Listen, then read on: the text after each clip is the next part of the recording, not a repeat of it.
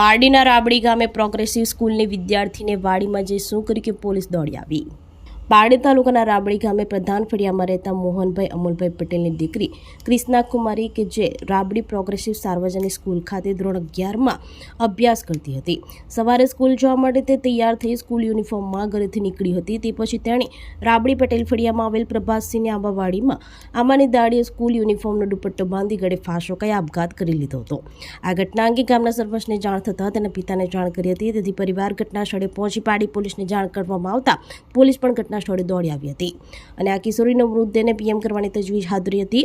આ તરુણે શા માટે આપઘાત કર્યો તે હજી રહસ્ય અકબંધ રહ્યું હતું। જો કે આ મામલે પારડી પોલીસે વધુ તપાસ હાથ ધરી છે।